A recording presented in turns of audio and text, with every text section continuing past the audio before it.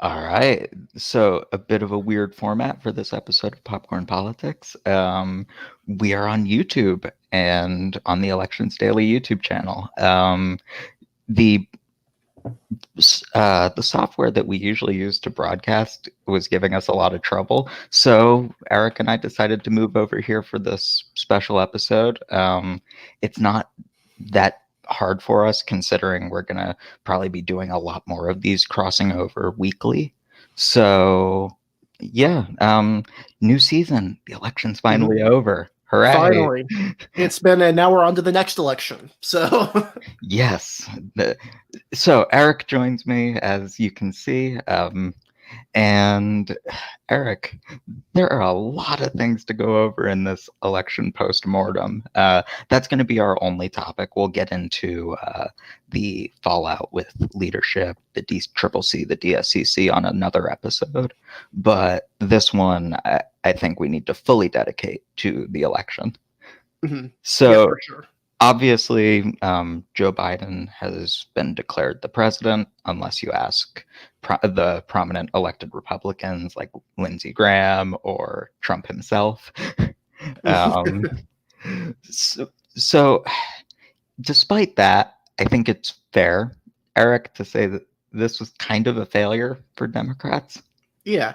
Well, the expectations going into this were so big, right? I mean, obviously Trump was expected to lose, and he ultimately did, although by a much closer margin than I think most predicted. This is closer to the Nickelodeon Kids poll than it was to any actual election poll. They had Biden up by only 6, whereas most national outlets had him up by 8. And it's looking like this is probably going to even up around maybe a 51 to 47, similar to 2012, if you recall that election, but with much closer margins in the swing states.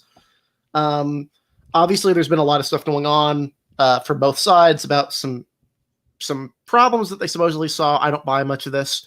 I do think people can sue and they can do whatever they want, but it's ultimately on them to prove anything, and nothing has been proven. No. The elections appear to have been very high turnout, so this is almost inarguably the will of the people. I mean, we had massive turn. In North Carolina, it was 75%. I think Minnesota had upwards of 90%. Which like this was not small turnout, and despite what Joe Biden said that he had a mandate, the mandate appears to be people did not like Donald Trump that much, although they didn't hate him. I mean, 47% is not terrible for a presidential candidate. It's all right. He got a lot of votes. Biden just got a lot more. Yes. The other thing that's interesting is the House vote is almost even, and the House itself will be almost even. There's a lot of races that haven't been called yet. 2 in California were called today for Young Kim and Michelle Steele, 2 Korean American Republicans in Orange County, unseating Democratic incumbents.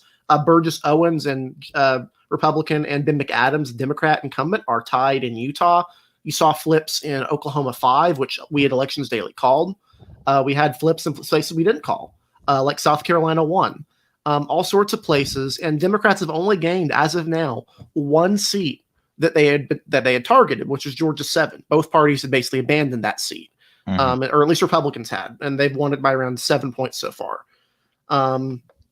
It's just been an interesting night. And then the Senate, of course, was just a tremendous failure, I think, all around. Yes. The only solace Democrats can take from this performance is that it's going to be 50 to 48 going into the 2 Georgia runoffs, and they could maybe squeak out a 50-50 Senate, which is not a workable majority by any sense of the imagination. Especially not with Manchin as the 50th vote. It just simply is not doable. Aside from that Biden win, which even the win wasn't that impressive. I mean, some of these down ballot numbers in places like Texas, North Carolina, Florida in particular, with Hispanic voters, have been a revelation that I know has excited a lot of Republicans that have put earnest effort into courting Latino votes that's finally paid off. And even African-American voters in Mississippi, some areas in the Mississippi Delta, Arkansas, North Carolina counties have started flipping that are at least more racially mixed than would normally do so. So all around a very mixed night. Republicans came out of this treating it like a win because they were expecting a complete gutting, just a complete meltdown, while Democrats were hoping to not only flip the Senate, flip North Carolina, flip Iowa, flip Maine. That was a given that Maine would flip. Didn't even come close, but also not even coming close in South Carolina, Kansas, Montana, Alaska. These are states they put millions of dollars into, hundreds of millions of dollars. Just all around, aside from that Biden win, and it's looking like if it were a different Republican, it wouldn't even been a Biden win. No. There's just not a whole lot to look to really favorable if you're a Democrat, just as beyond the message that voters were sick of Trump to a degree. Mm-hmm. No, I have hesitated to say this, but the more I think about it, the more I just come to the conclusion that this victory for Biden is a Pyrrhic victory for Democrats. Absolutely. And At least nothing more. Yeah. I think the numbers that I'm seeing, especially if Republicans can hold this minority vote, they won, I believe, 26% of the minority vote, non-white vote, which sounds small, but that's the largest chunk of the Republicans have won of the minority vote in 50 years or so. The turnout with Latinos was especially stark. I mean, you saw Miami-Dade County. This was a county that went for Joe Biden by around 30 points last time. It only voted for Joe Biden by about 80,000 votes, 7% of the vote. And this is with 200,000 new voters, Republicans turning out there. This is a big urban county, heavily Latino, but Republicans also did better in places like Miami Gardens with substantial African-American populations. Palm Beach County, just South Florida in general, and Florida in general, just seem to have just completely slipped through the fingers of Democrats, even with some decent performances elsewhere. That was the one I was struck by, but the other was Texas, where inexplicably, to the amazement of everyone, the new Latino voters that have been courted for decades in South Texas, Democrats have been trying to get these people to turn out because the idea was if you could break into the suburbs, break into the urban areas like Houston, Dallas, Austin, San Antonio, and then just get some more turnout in the Valley from Latinos, it'll be a Democratic win. Well, they got the turnout, and they're all Republicans. Is apparently the problem, is the people who weren't voting were Republicans. Republicans flipped Zapata County, a county that went for Joe Biden by, I believe, 30 points. Hasn't voted for Republican in decades. They got to under around 50% of the vote for Biden in Starr County. Webb County, which is home to Laredo, Texas, if I recall right, was only a 24-point win. Now, these sound like big wins, but we're talking margins here. When a Democrat's under 60% in Hidalgo County, which is McAllen, Texas, large, monolithically Hispanic area, that's a problem. This is an area you need big turnout in. It doesn't help Democrats at all if they're getting more turnout from these areas, but the votes are all going to new Republican voters. That was the result that just stunned me on election night as we watched and saw what was coming in. I think it was that moment where I went, ooh, this is going to be a bad night. Yeah, and for what it's worth, it wasn't even just in rural areas. In Houston, Harris County, Democrats only barely outperformed last time because they cratered with Hispanic voters there. Sylvia Garcia's seat, she's a Hispanic representative from a predominantly Hispanic seat in central Houston. This went from a seat that Republicans got around 25% last time to one they got maybe 10 points more than that, 9 or 10 more in. A large urban seat in the middle of Houston. This is just catastrophic numbers with Hispanics if this can hold up long term. And this is the sort of thing that can keep states like Texas and Florida in the Republican column for quite a while. Right. That was the big presidential shocker, aside from most of the Rust Belt states, going back Democratic, which they narrowly did. Right. I think the most interesting result, honestly, is Arizona. You would have expected Arizona to go the same way as Texas. Because of the Latino populations, but Arizona, for whatever reason, the Latino populations there really turned out for Democrats. Well, it's a different demographic, right? It's Texas is a lot more culturally conservative in a lot of ways, and I think Arizona is just a little bit different, a lot weaker of a state party. There's not really been any outreach from Republicans. Well, you guys have Kelly. You have Kelly Ward there. Yeah, whereas in Texas, people don't realize this, is that Greg Abbott was building up a Hispanic turnout machine in 2018 in the Valley. It ultimately saved Ted Cruz, but it didn't really show up in the vote totals, right? Because the state was relatively close. Well, apparently this paid dividends now, not in 2018, but now is where you're starting to see these totals. Another shocker was New Mexico voting to the right of Colorado. Colorado appears to be completely gone for Republicans, with room to fall even further in places like Colorado Springs. That was another result that kind of surprised me. The Senate race there even was particularly close, which I think we can go into later, some of the weird Senate results. Right now, it's looking like, at the moment, a Joe Biden has the majority of electoral votes. The only states that haven't been called right now are Alaska, which is 3 electoral votes and will almost certainly go to the Republican. It's just slow voting because of rural issues. This is always the case in Alaska. And then would be 11 electoral votes from Arizona. And the big one is 16 from Georgia. Although even Georgia isn't the big win down ballot the Democrats wanted, because if you look at the vote totals, Republicans led the House and Senate votes there, state House and state Senate, by very comfortable margins, popular vote. They led in the Senate race over John Ossoff. If there wasn't a runoff rule, it would have been a win for David Perdue. And they turned out, in the competitive jungle primary, they outvoted Democrats. So even at that level, yeah, they may have won Georgia, but neither of those Senate seats appear primed to flip at the moment. So even this win is a bit irksome in a way. Yeah, I mean, it really is a Pyrrhic victory. Biden will be an incumbent with no power. He will not be able to get anything done. I don't see any reason to believe the Senate lets him pass anything big. At least anything progressive. I think there is room to work in the middle. I think they could get actually some stuff done on a few things. Climate change. Republicans are actually the American Conservation Coalition is a newer Republican group that's kind of gotten some inway with Republicans. It's not promoting the Green New Deal, but it is promoting some climate measures that are positive. Well, I mean, as long as someone like Jim Inhofe is still bringing in snowballs and asking about climate change, I don't know that we'll get anything done there. Sure, but I mean, there's a few areas where I think people can work together. The problem is the Democratic base is angry. Progressives and centrist moderates and generic establishment liberals are fighting in the House right now over what went wrong. The House is probably the biggest catastrophic failure when we move on to that. But all around, I mean, even the governor races, those went the way they were expected. Democrats wanted an upset in Indiana or Missouri. Neither flipped. Roy Cooper only barely won re-election in North Carolina, off basically a Stalin-esque margins with absentee votes. And then Montana wasn't even close. The open gubernatorial race there, honestly, just a very, very bad night overall. Yeah. So as we sort of mentioned, there are sort of 2 different problems at play that need to be broken down separately.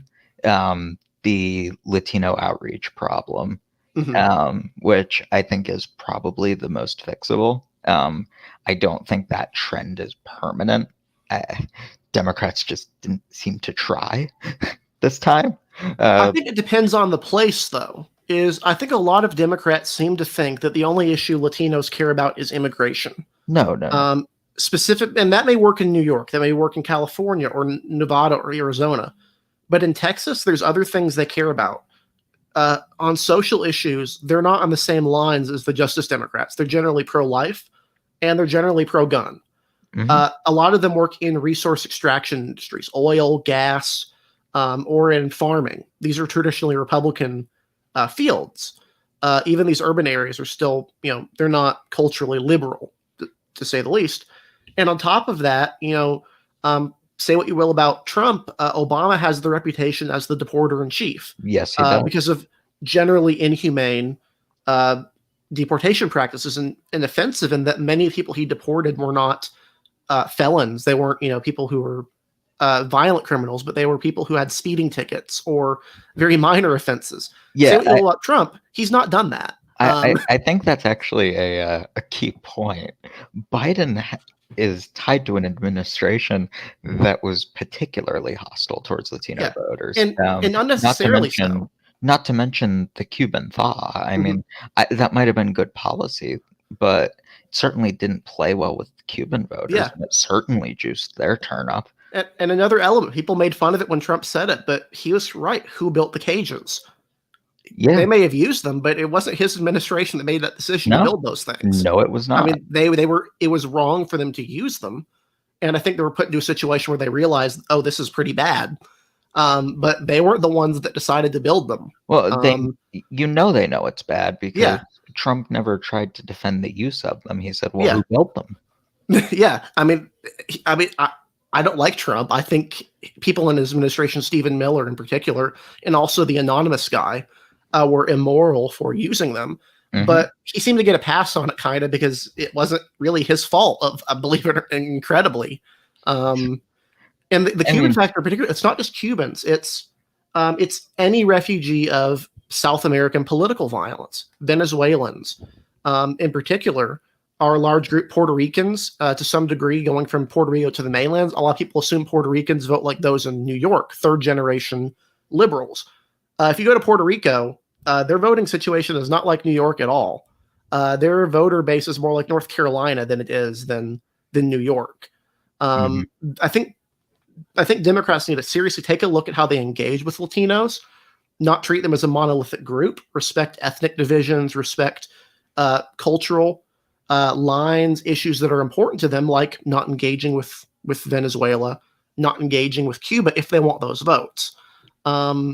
Republicans, say what you will, they had a strong message. We don't like socialism. And to a large portion of refugees, even Asian voters in California have kind of flung back to the Republican Party. That's a big message. People remember what their families went through. It's hard to overcome that.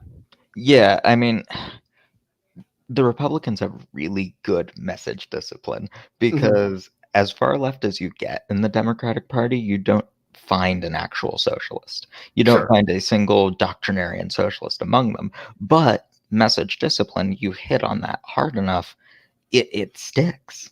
So either Democrats have to adapt their message or they have to just no, that's the only option. They have to adapt their message. Yeah, I Um, mean, to a Venezuelan who has come here, fled from Nicolas Maduro and Hugo Chavez's reign of terror.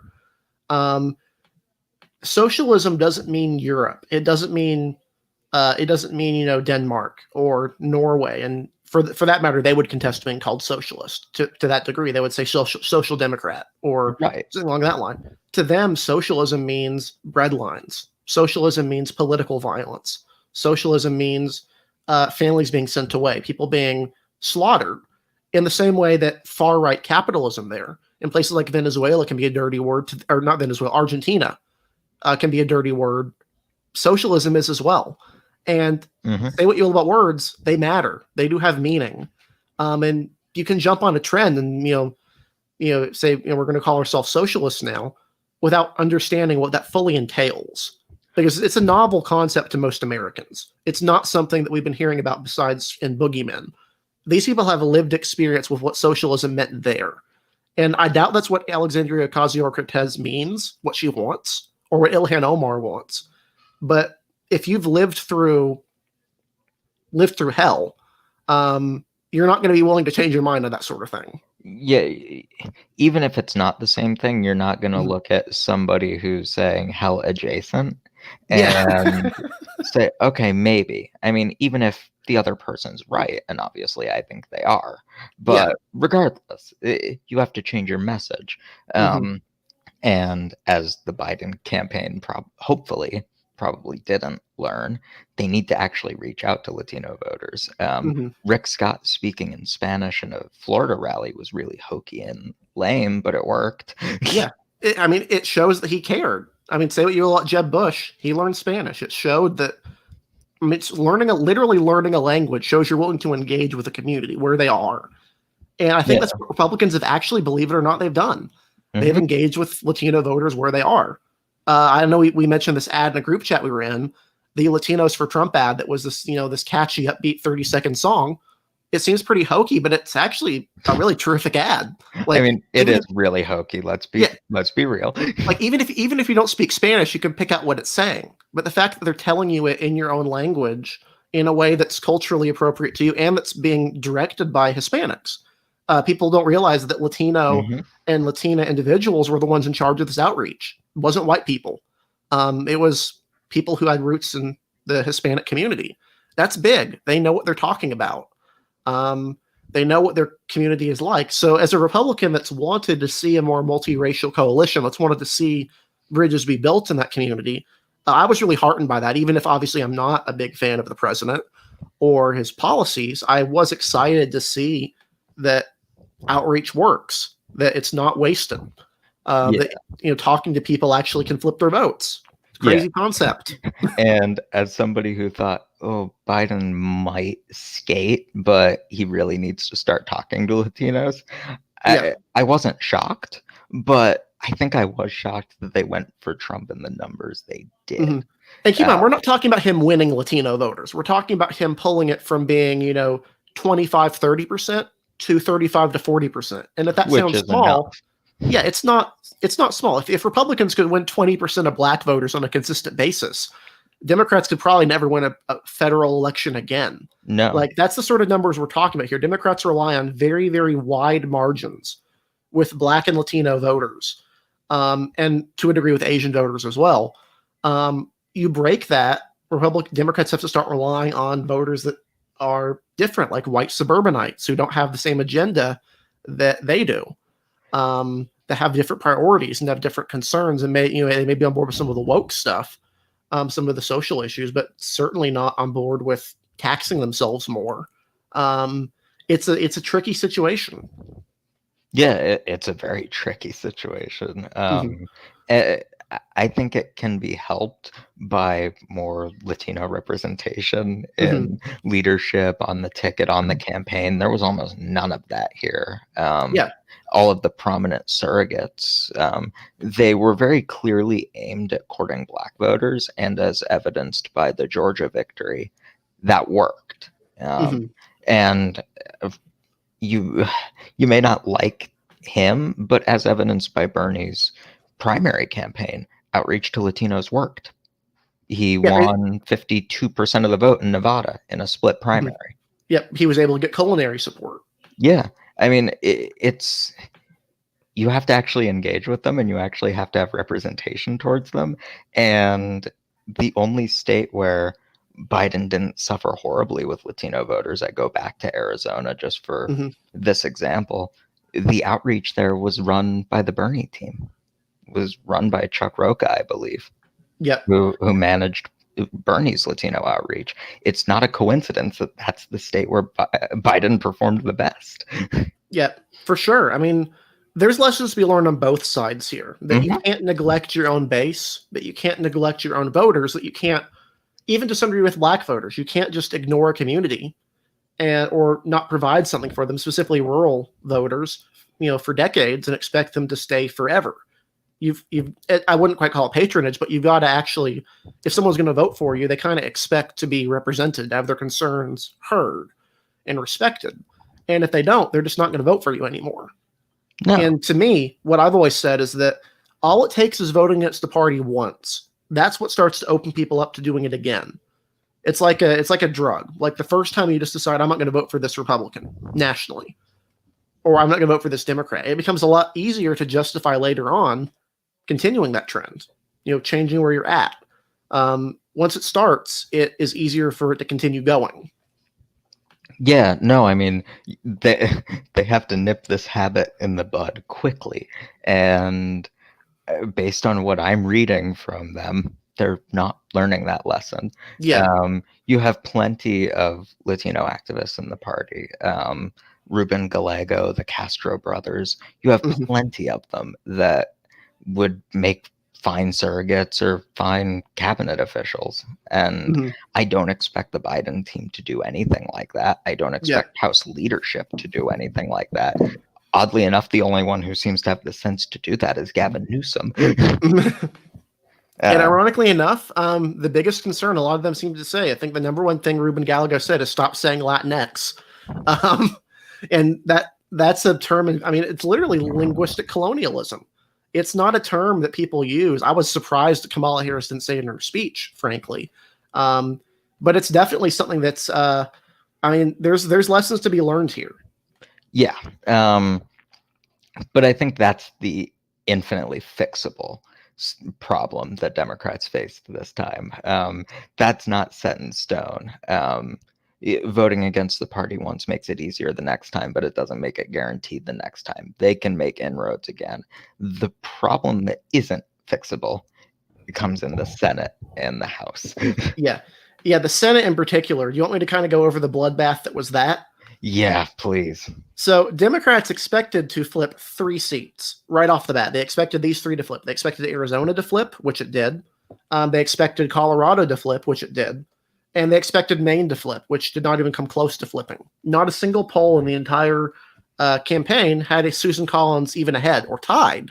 And yet she managed to pull out a 9-point win over Sarah Gidgen. She did incredibly well up in the rural 2nd Congressional District, a lot of Francophone towns, a lot of areas that were big, and her support almost for Gidgen came almost entirely from Portland and the coast, which was not a winning coalition for her. So right off the bat, they expected that.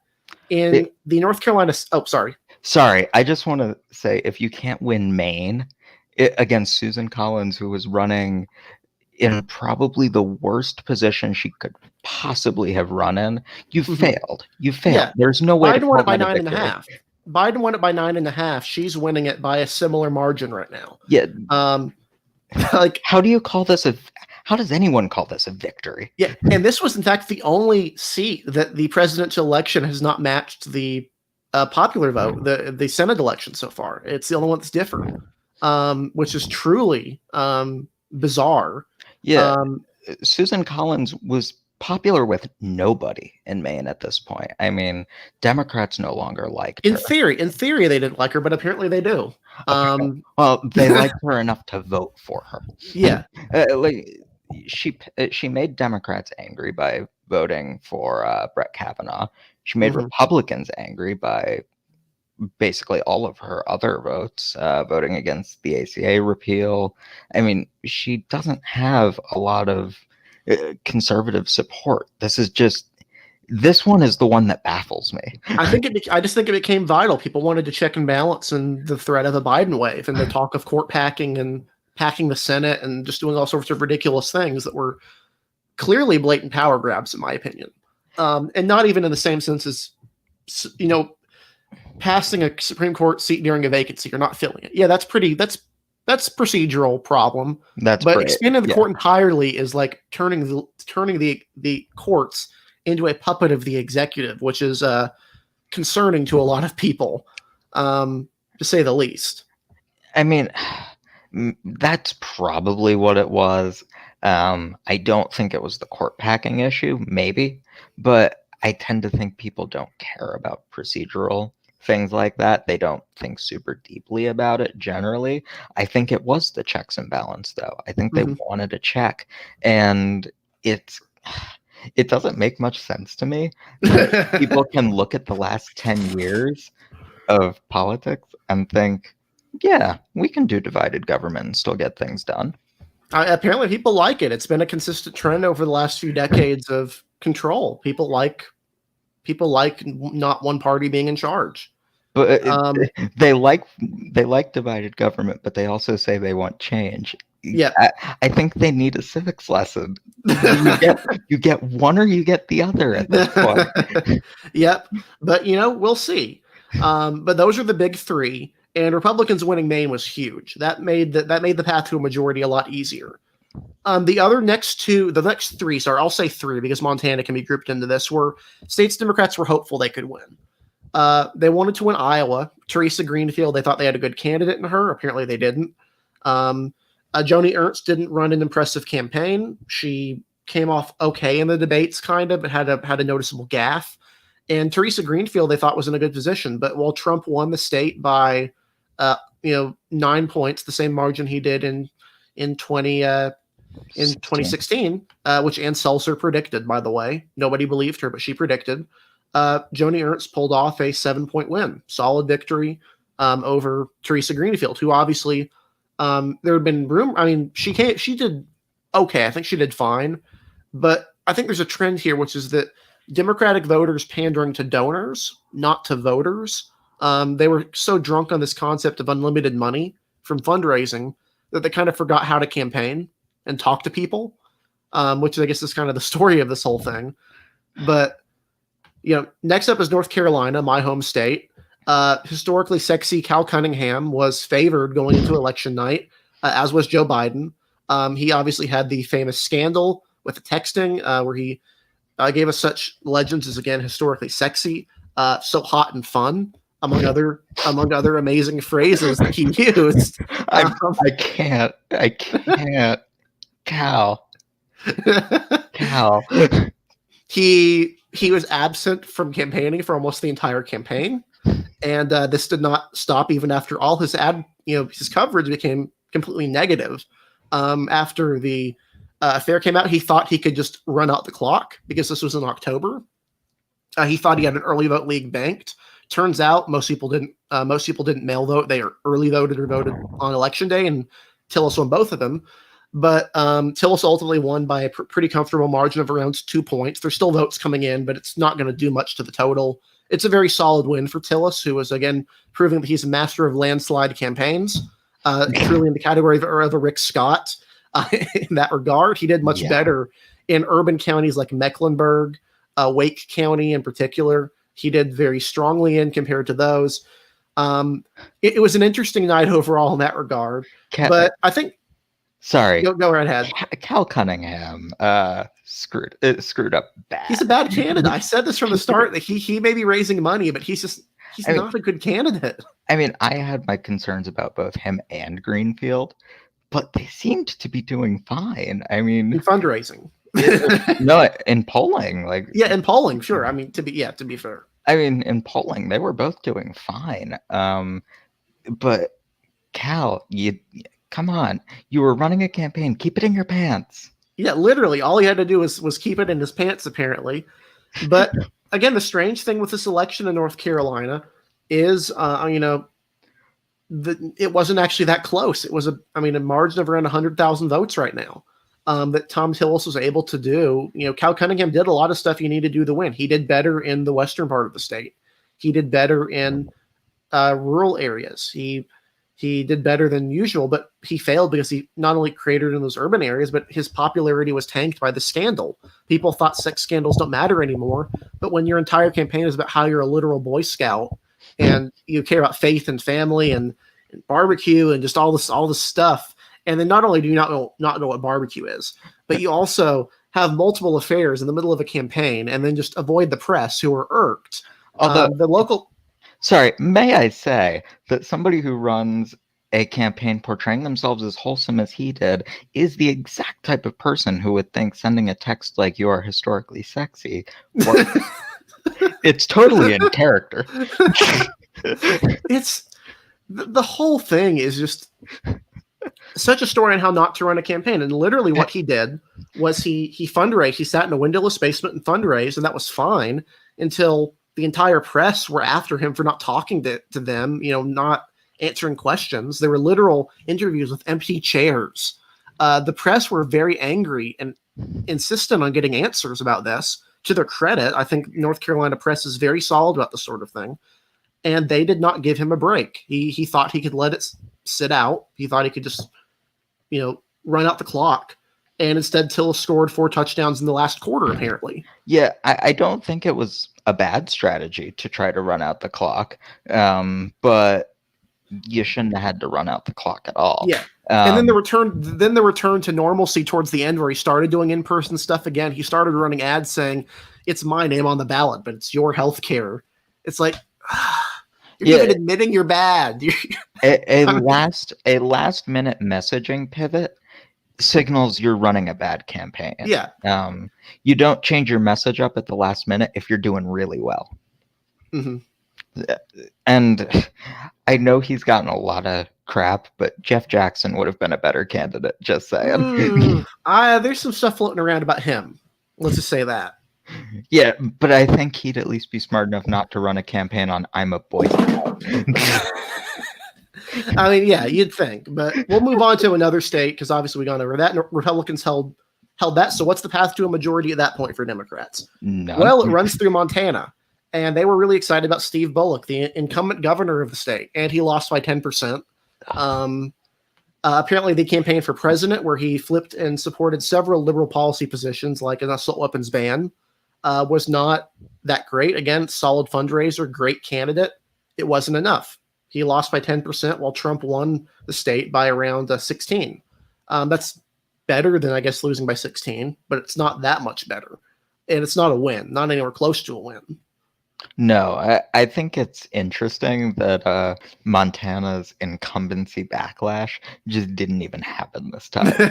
I mean, Montana seems to vote against the incumbent every time until we Yeah. start catching on to the pattern. Yeah, they voted straight ticket R now. I mean, they voted for every Republican pretty much on the ballot, which is not typical for Montana.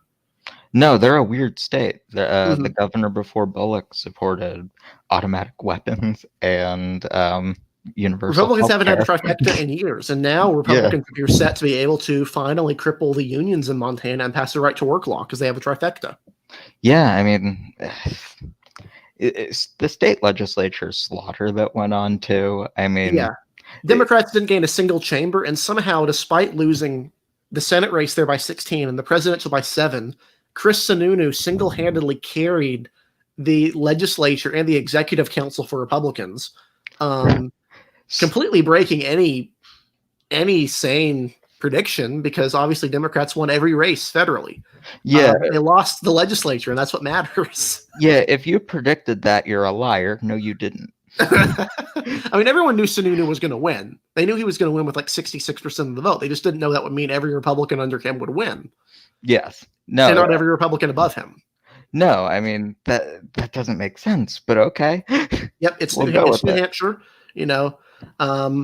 So after Montana, what's the Democratic path to a majority? Well, you have Alaska, you have Kansas, and you have South Carolina, and you have Texas. Although Texas is in the same Kentucky, it was always in the Kentucky camp of it's not happening, right? Yeah, I don't like betting on South Carolina, Alaska, Yeah. or Kansas to do well for us. All of these three states had highly touted Democratic candidates that raised tens of millions of dollars, or in Jamie Harrison's case, $110 million, and will probably be more than that.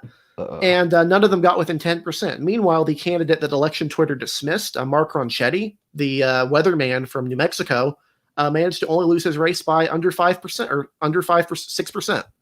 Much better than Trump. So the race that people thought wouldn't be competitive with a good candidate failed. But even look in the details here. So Kansas, Trump won Kansas by a pretty terrible margin historically. He only won it by 15.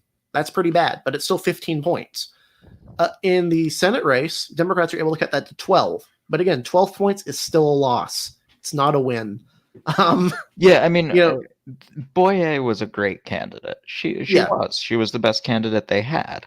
It's still Kansas. Yeah, and she had a shaky final week, right, or final month. She got caught on video praising Australia's gun control laws. She had a debate performance that was frankly embarrassing, where she wasn't allowed to have notes, and she was flubbing multiple answers that were serious questions. Even during a previous interview, she was asked what the Patriot Act was and was confused. She did not know what the Patriot Act was. Even I she's knew, a candidate who's I knew clearly that at used like to 14. Yeah, she's a candidate who is clearly used to state level politics that wasn't ready for a national exposure. But again, it's Kansas. You have to run the candidate you're given. South Carolina was probably the most embarrassing one of the bunch. Democrats have this obsession with South Carolina that I frankly can't understand as a North Carolinian. They seem to think North Carolina flipped blue once. So not only is North Carolina going to be blue forever, which has been the opposite of the case, that also means South Carolina is competitive. And it wasn't. Trump won it by 11.5 points, which is pretty solid. I've talked about this before, but South Carolina's voters aren't North Carolina's voters. There's a lot more evangelical Protestant whites. There's not a huge metro area you can go after, really. No. I mean, there's just a lot of problems for Democrats in the state of South Carolina, and it wasn't a good fit to begin with, but they decided, because they wanted Lindsey Graham out, they wanted him defeated, that they would spend $110 million to defeat him. They rallied behind Jamie Harrison, the candidate who performed all right. I mean, he was a decent candidate. I again point to this contrast I like to make between donors and voters. People on Twitter loved his debate performance. When I watched it, I was like, I knew this wasn't going to resonate with South Carolina voters, in particular the moment where the debate moderators asked Lindsey Graham and Jamie Harrison what they disagreed with their party on. It's a pretty simple question. With an answer. Yeah. Meanwhile, Lindsey Graham is like, well, he's like, I disagree with my party on a lot of things. Climate change, judges, I confirmed Obama judges. And then Jamie Harrison's like, I'm friends with a Republican. That was literally his answer, was that he was friends with the state Republican Party chairman. That's nice and all, but it's South Carolina. You got to give something. Abortion, guns, fixing roads. Paris Island was at risk of being closed because of a legislative action. Say that. There's plenty of things you could say. He said none of them. And so ultimately, this touted race that was listed as a toss-up by almost every outlet, we had it at likely, was decided by 11.2%, a whopping 1.3% difference from the presidential race. That was with $110 million spent. It's notable where these votes came from. They didn't come from the places you thought of. Actually, Harrison underperformed with black voters relative to previous elections. Graham did a lot better in the black belt, which is ridiculous to think about. But yes, I mean, it was just such a problem thing. And I knew I knew this wasn't going to happen from the start when he said he needed third-party votes to win. I'm like, that's not something a campaign that thinks they can win says. And then he starts running ads touting the third-party candidate. It's like, vote for this guy. He's too conservative for South Carolina. Voters aren't dumb. And when you treat them like they're dumb, I don't think you're going to get a lot of respect. I know we're on South Carolina for a while, but I think this is emblematic of the Democratic fundraising failure. $100 million went into a state that turned out to not even be competitive at all. Yeah. Meanwhile, Democratic candidates are narrowly losing in North Carolina, Iowa, to a degree, Maine, almost losing in Michigan. It's like the money could have gone elsewhere. Yeah. See, this was a really bad night for the candidate with the most money wins every time crowd, of which I am usually a part of because that's what studies have shown. But this was a really bad night for that crowd. But Jamie Harrison, despite the comparisons to Beto O'Rourke, did not run a Beto O'Rourke type of campaign. He didn't. He ran a campaign focused squarely at donors, out-of-state donors, which is fine, but you're not connecting with the local community when you do that. No, Beto O'Rourke ran a very focused campaign, very disciplined, and he almost won for it.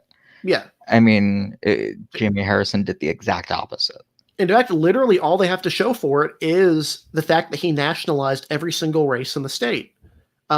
Democrats and Republicans after this were like, yeah, he basically turned races that were historically competitive. It's South Carolina, right? There's a lot of people who used to be Democrats or that are open to voting for the right Democrat down ballot, someone for the legislature. They're all Republicans, so have a Democrat there who can bridge coalitions.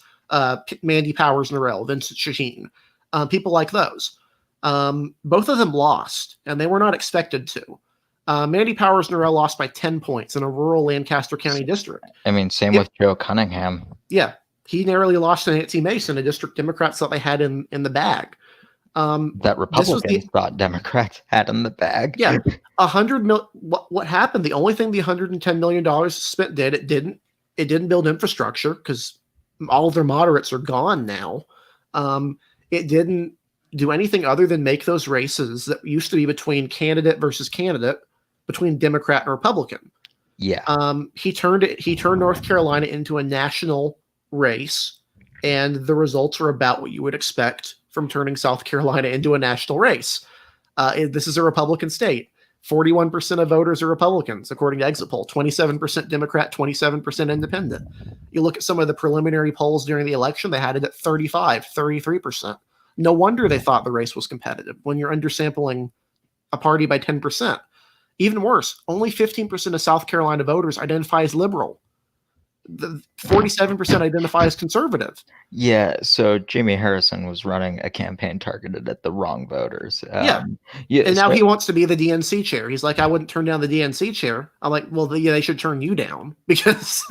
Yeah, nobody who ran a failed campaign this time should be DNC chair. Nobody. Mm-hmm. Tom Perez should go.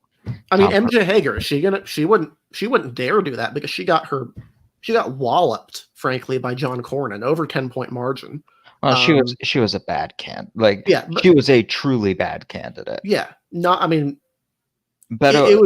it was a bizarre campaign strategy for sure. If Beto had run in Texas, I think it would have been a closer margin. Mm-hmm. No, maybe not significantly, but maybe a 5-point loss instead of a 10-point loss. I'm not sure after his comments about gun control, but it certainly was not great optics, No. See, honestly, Beto is somebody I wouldn't mind making DNC chair. He actually might know what he's doing. He ran a very focused campaign against Ted Cruz. Yeah, I mean, and it's not. Yeah, I mean, Democrats got everything they wanted from Texas: high turnout, Latino turnout, Hispanic, Valley turnout, suburban counties flipping. They flipped Karen at the presidential level. It didn't matter. Yeah, I mean, that'll go back to actually reaching out to Latino voters. I think you can reverse that trend if they actually try.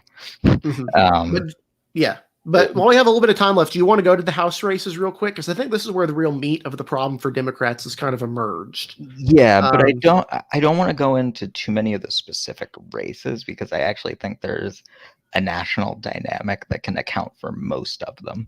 Yeah. And I would agree there. Yeah, I think there are outliers, but there is a definitive trend. And this has been a debate that's been playing out on Twitter for now 3 days. Yeah. And this has been the infighting. If you're all familiar with what's been going on in social media, Democrats thought they had the House. They were going to gain 20 seats in the House. They were spending in North Carolina 11, where Madison Cawthorn beat Mo Davis by 12 points in a race where both candidates were in the end calling each other simps. Truly the worst House race in the country. Yeah, I'm very happy that that's over. Obviously, if Mo Davis had just supported defunding the police, I think he would have won that race ultimately. But I think Mo Davis being a war criminal probably hurt him a bit. But they thought they were going to flip seats. They thought they had seats like Indiana 5, Missouri 2, Texas 23. They thought they had these in the bag. Texas 24. Yeah, Texas 15 in the Valley. I mean, they almost lost to a Lexit candidate, a literal Lexit candidate. Yeah, the House was an utter failure. It looks like they're going to lose Utah 4 to Burgess Owens, who is a staunchly conservative Republican who has campaign finance issues. A crazy person. Yeah. I mean, in the end, like they look like they could lose 3 out of 4 seats in Iowa. They look like they almost lost Wisconsin 3. They almost lost Illinois 14. Yeah. Marie Newman is running she's only winning by 8 against in a suburban district. It's that district, if I'm not mistaken, has been trending red. It's cop land. It's cop and firefighter land, but still.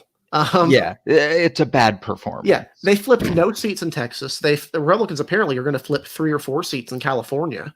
If you look at the numbers right now, which is just absurd. It's ridiculous. Just a complete failure all around on the Democratic side, and people are pointing fingers. Sherry Bustos almost lost her race, DCCC chair. She has a gerrymandered district, hand drawn by Michael Madigan, and almost lost it. So the fight that's been going on is between centrists who are angry that half their colleagues have lost, and progressives who are angry that they're being blamed for these losses. That the centrists like Abigail Spanberg or Connor Lamb are saying that, probably rightfully, that defunding the police and socialism turned out to be not really good selling points to the American public. And the progressives are arguing that, well, we're popular with our people and we're turning out our voters. What are you doing wrong? No, so they're both wrong. Spanberger and Lamb are misguided. Before AOC was elected, who was the boogeyman? Nancy Pelosi. Not a socialist. She still is. Yeah, but not as much. It's definitely moved to AOC quite a bit. Pelosi didn't support defunding the police. She didn't support socialism, but doesn't support the Green New Deal. No, or abolishing ICE. No. So I mean, the boogeyman is, but they called her a socialist anyway. Well, she's from San Francisco. San Francisco liberal values and whatnot. Yes, but my point being, they'll demonize whoever the Democrats put forward as a prominent voice. The issue came in when nobody provided a rebuttal. Connor Lamb. We don't want to defund the police. Yeah, Connor Lamb is not AOC. All you have. I think that's safe to say. Yes, I feel pretty good with that. All you have to do is forcefully say you're not. Eh, or don't even acknowledge the attacks. Move forward with it. I mean, they're going to take a popular voice and demonize it anyway. So either don't acknowledge the message or actually forcefully fight it. And I think this whole spat in public now between Spanberger, Lamb, AOC, I tend to think it's PR. But I mean, they were leaking the chair, the caucus meeting was being leaked. I mean, some of the details were astounding. Apparently, Debbie Mercosal Powell from South Florida was crying on call about the lack of support she had received and the attack she had received. Well, it was just she was not a good candidate. Neither was Donna Shalala. I mean, well, going after talking about how you defeated the Cuban Republican establishment in South Florida is truly a big brain move, and I applaud her for that. I mean, that's a seat I fully expect will flip back. Yeah, I mean, it's I don't know if it will. I mean, 200,000 new voters in Miami-Dade. This isn't like these. I mean, since when have that large number of voters just gone the other way? Right. I mean, we see these numbers in Gwinnett County, in Charlotte, Mecklenburg, Wake. Usually we expect them to stay because they're in urban areas and they're Democrats, right? Why would we expect these voters to just all of a sudden be like, yeah, I voted for Trump once. I voted for the least popular Republican ever, and I'm never voting Republican again. Well, I mean, you shouldn't expect that, but you should fight to make that the reality. Yeah. But regardless, I mean, even Shalala, she got caught on video calling herself a pragmatic socialist, and she said she misspoke. Yeah, she's not. She's not a pragmatic. She was a bad candidate all along. Yeah, she said she misspoke, but the damage was done. And Miami has the Cuban population in it. The only thing keeping it liberal really is Miami Beach and some of the wider areas. But apparently Trump even did better with them. He didn't just do better with Cubans. He did better with white voters in Miami-Dade. He did better with Jewish voters. He did better with black voters. It's like, it's just astounding at that level, an astounding failure in what should have been an easy pickup. There were easy pickups here that should have been gained. The second district, Cara Eastman, I think 4 points behind Biden. I think on balance, and I think this is a larger discussion, but I think on balance, ideology doesn't hurt at the district level.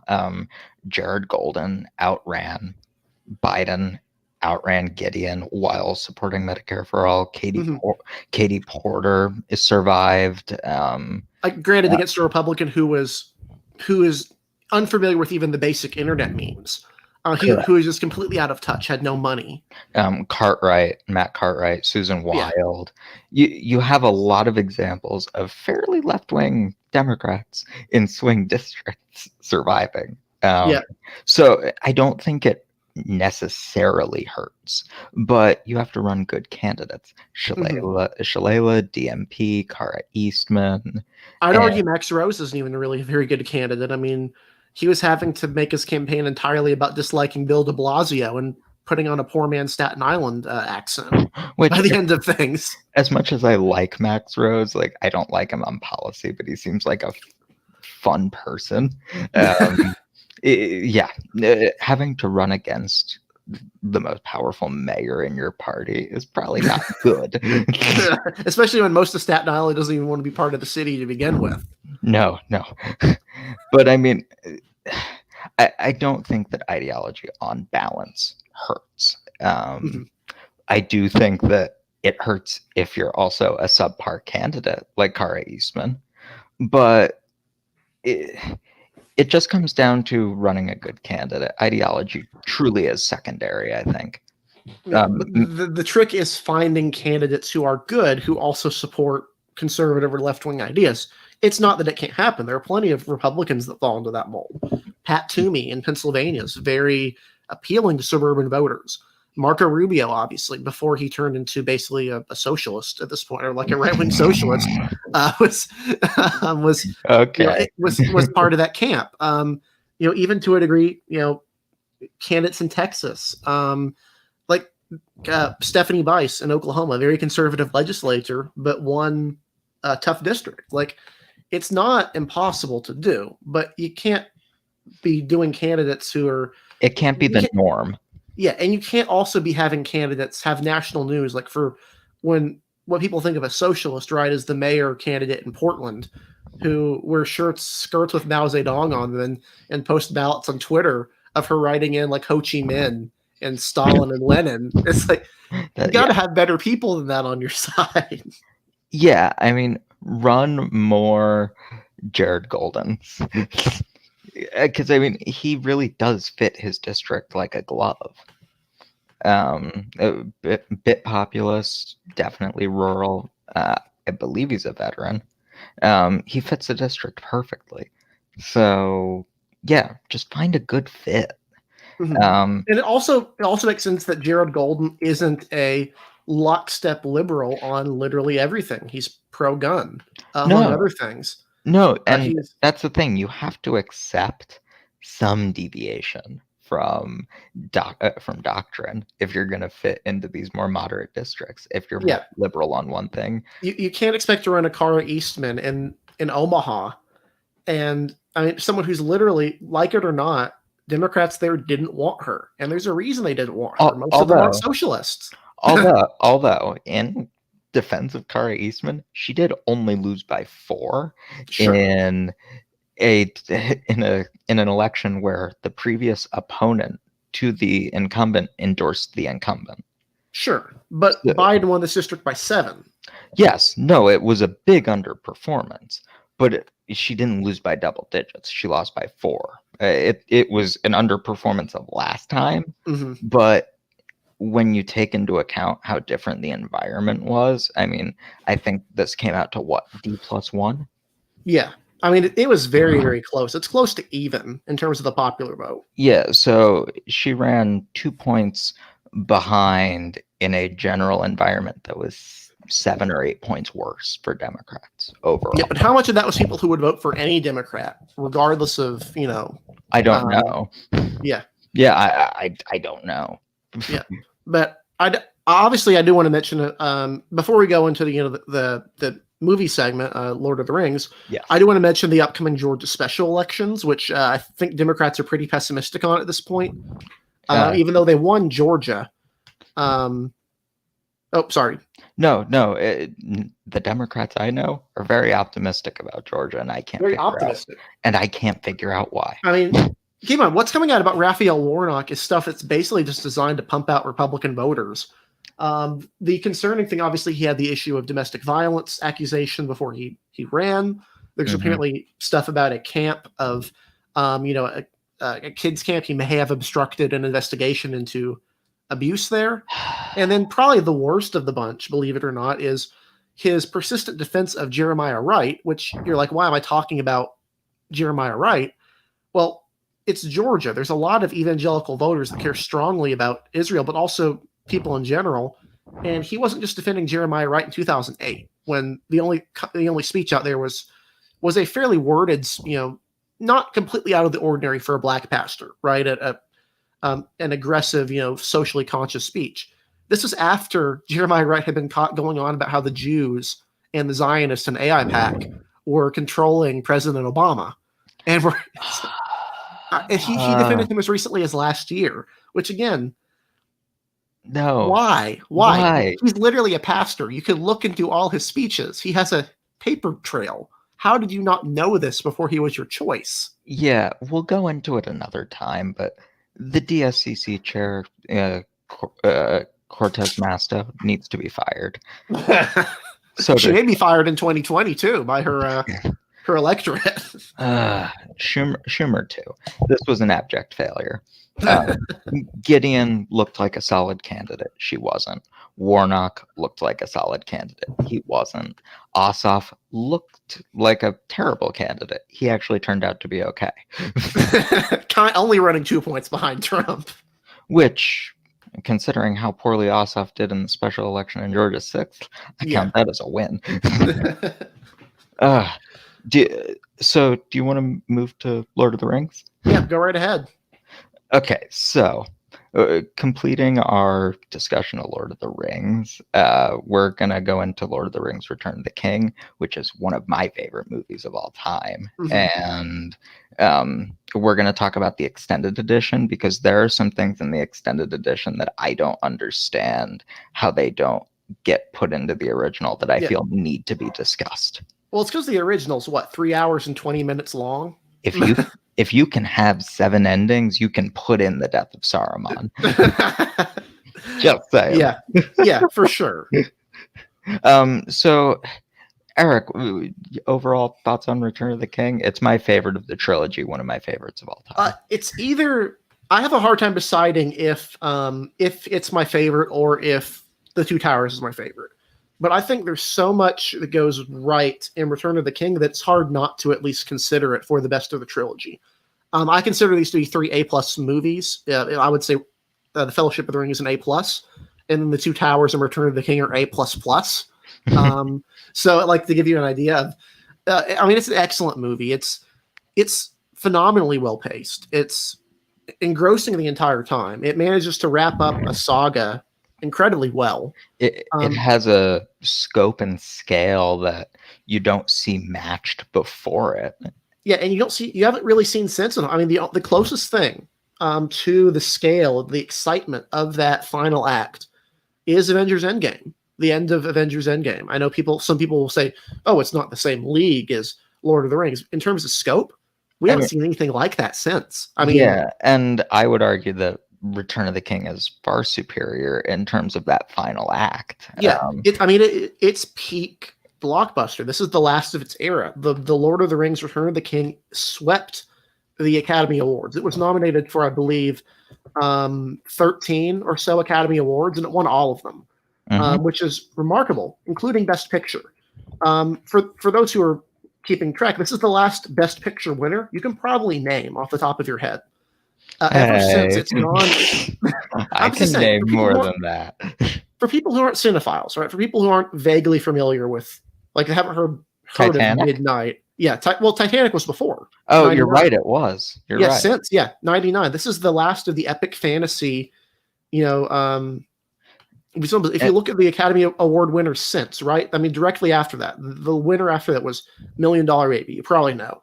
Then stuff like Crash, Slumdog Millionaire. Okay, not blockbusters, but films. And then this decade, it's been things like The Artist or Birdman or Moonlight, Green Book. Like, there may be very good movies, but they're not The Return of the King. They're not all-time masterpieces in this fantasy genre that has just not even been explored since. No, and a sort of under-discussed fact is Lord of the Rings won the Return of the King has won the. I think it'll ever be almost surpassed. I believe last year, the Best Picture winner tied. Oh, Parasite? Not Parasite. Wait, I thought a movie tied with Return of the King recently. It might not have been Parasite. Regardless, it's an incredible achievement. It won every category it was nominated for. Which again is ridiculous. 11 categories: Best Picture, Best Director, Best Screenplay, Best Score, Best Song, Best Visual Effects, Best Art, Costume, Makeup, Sound Mixing, Editing. Even editing is a huge one. The editing is actually one of the more prestigious awards you can get. It's very hard to make a crisply edited film that is just like it is an art. Like, when next time you watch a movie, pay attention to how the scenes go in and out, where they're placed. An example of them I think that's edited phenomenally is The Last Jedi. We've mentioned this before. That a lot of editing is pacing, knowing when to move on, when to cut scenes, how they go in and out. It's not easy to do, and it's not easy to win for an action film. It's a high honor. No, and I completely agree on Last Jedi. I think another film that was spectacularly edited that we've talked about is Captain Marvel. And this is in the same camp. Editing. Yeah. And you're right about how the scenes flow in and out. In terms of editing, one of the scenes that I'm drawn to the most is the scene with Pippin singing the song Oh yeah. to I'm forgetting his name, Uh, John Noble. yeah. I literally just watched this. So did I. Yeah, the king, who's one of the more fascinating characters in the film. I mean, if you watch the extended edition of The Two Towers, you're familiar with the character. Sorry, I'm trying to look it up here real quick. So am I. Yeah, Denethor. Denethor. Yeah, who is the steward of Gondor, not the king. He is the steward, and he's Yes. threatened by, of course, by Aragorn coming in, but also in grieving over the death of his son, and just kind of in despair beyond all hope. He's not actually a terrible character. If you watch The Two Towers, you realize he's a pretty noble guy. I mean, he's misguided, but he's not, a complete monster. No, he's trying to protect his land. He's trying to protect his people. But he thinks all hope is gone. But that scene is so incredible because with the singing, just the complete despair. Well, I mean, while his son is going off and almost dying for nothing. It's literally just the editing of that scene is gorgeous. I mean, it sounds crazy if you talk about, but it's the intercutting of the eating with the fighting. You have this this steward who is literally having a feast while his son he sent to die for nothing fights a meaningless conflict, and he orders a hobbit to sing a song. It's not, I mean, just the song's good. I thought you were about to say the song isn't good. No, it's a great song, but it's not a traditional, it's not something you hear in a hall, right? No, it's not. It really is it's a tone setter. That song, it's a tone setter. Mm-hmm. Here's another scene that's phenomenally edited: the lighting of the beacons. I mean, it's a legendary scene. It's an excellent scene, but it's the intercutting of the sequence, the music that plays into it. I mean, so many scenes in here are just fantastic. Another one is the forging of the sword, from pieces of the sword that was used to strike Sauron down the first time. They forge a new sword out of it, and you hear that it's basically the theme of Gondor.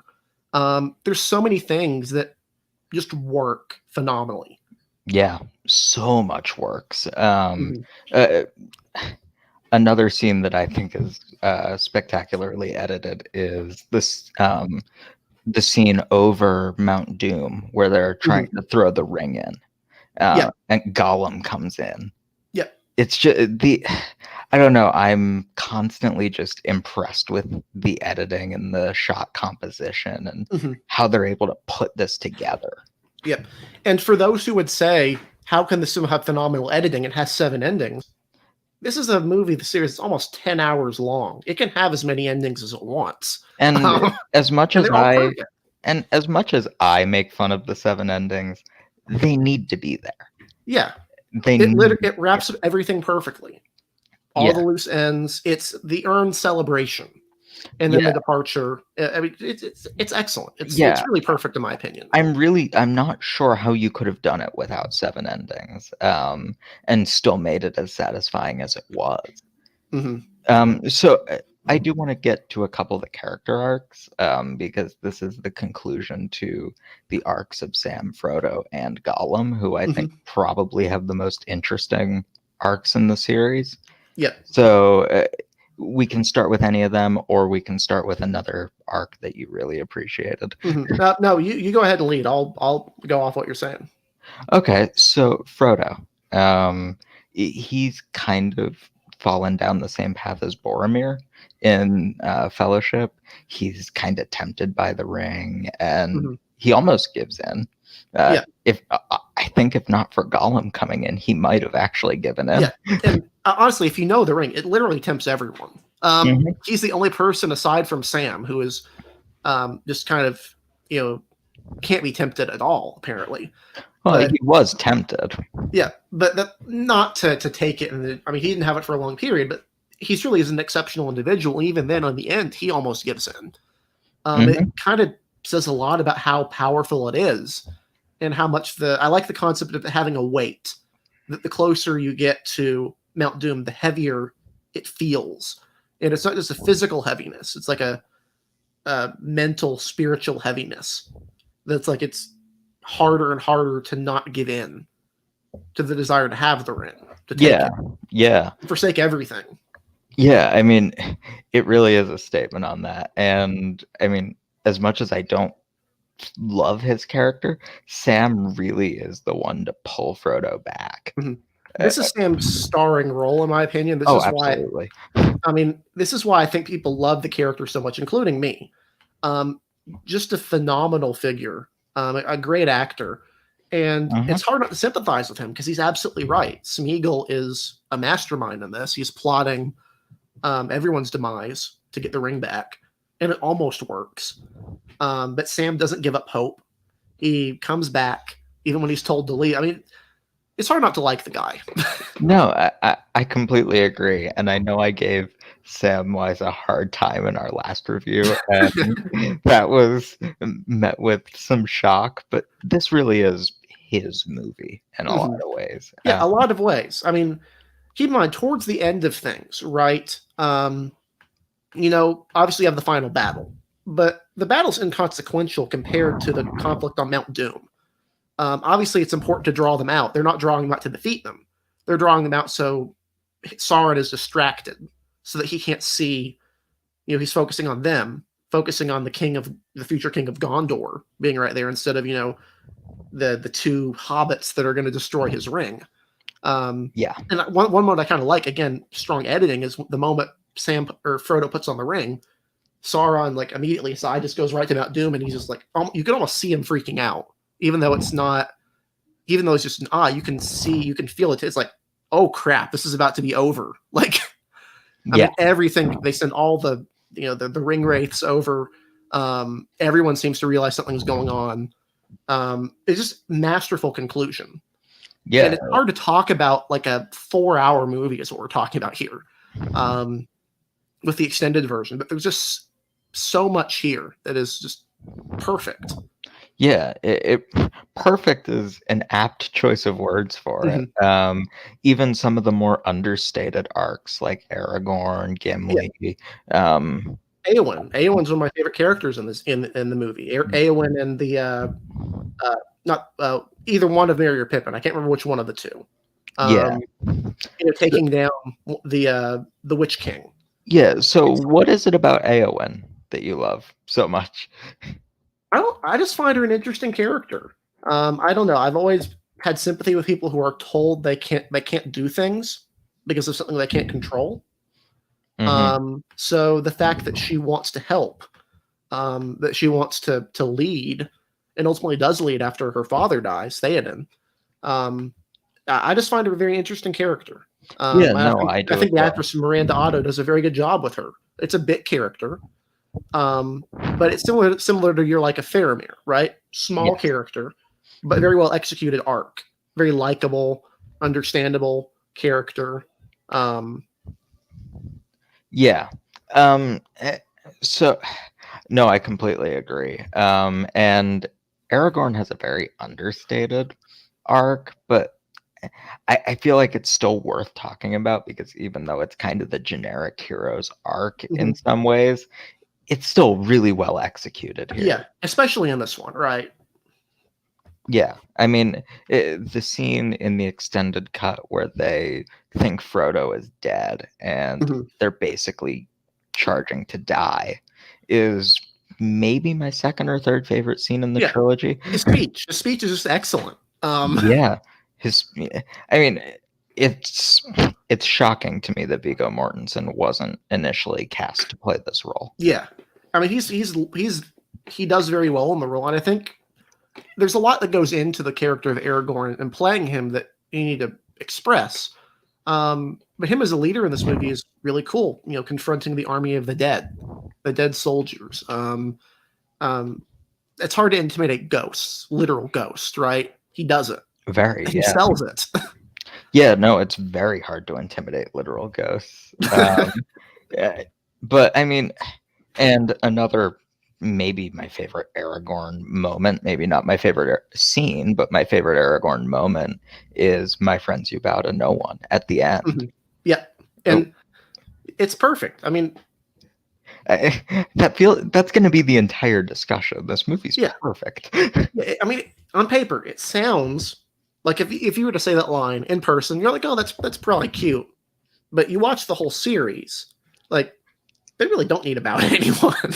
No, and it's a nice reversal from where we started too. Mhm.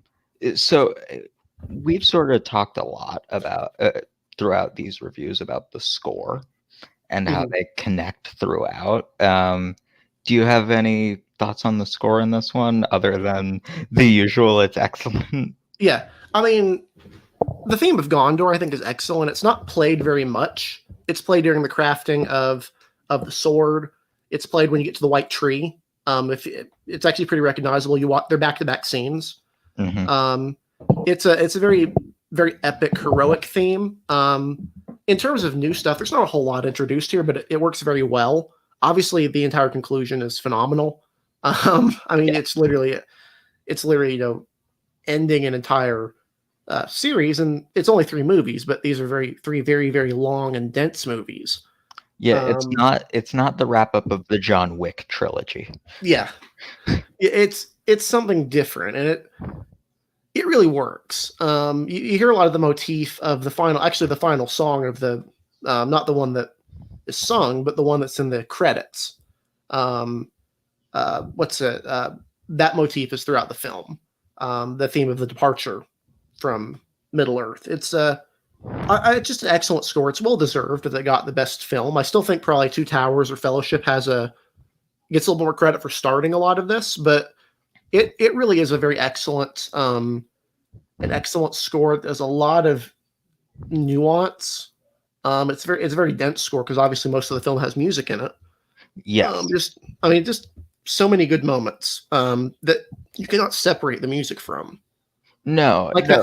that speech, the speech of Aragorn. You might not be able to name that track, but you can know the music. It fits perfectly. Yeah, you feel The, the music even if yeah, you don't know it. and again, I go back to the crafting of the sword. That's a pretty dull concept. Oh, you're making a sword. The music makes it epic. I mean, Yeah. Or even when they're holding the ring over the lava. I mean, Mhm. the score just It's tense. yeah, and when I was rewatching these for the review, the score really does when I listen to it on a second. When I listen to it again, the score really does tell its own story. Hmm. The score the score is telling a story. And if you listen to that, what did I call it? The basically it's set into like a 2 or 3 hour version of the score where each Yeah. movie gets about an hour. Oh, You right. can feel the entire movie in that. It's very very cool. Yeah, no, now that I've finished these again, I'm gonna have to go listen to that because that does sound kind of neat. Yeah. And I mean, yeah, I completely echo everything you said on the score. It's perfect. One of the scenes that I'm trying to remember the score of is the scene where they're sort of doing that giant panning shot of Gondor. I believe it's Gondor during the final battle. I don't think that's the Gondor theme where they're doing that panning shot as the battle's raging. Mhm. I don't think that's the Gondor theme, but Yeah. it could be. I'm trying to think through what it would be. But yeah, I mean, there's so much here. And what about the design? I mean, honestly, the design in this movie of everything. I know we haven't talked about art design much, but Oh, Gondor is an impressive looking city.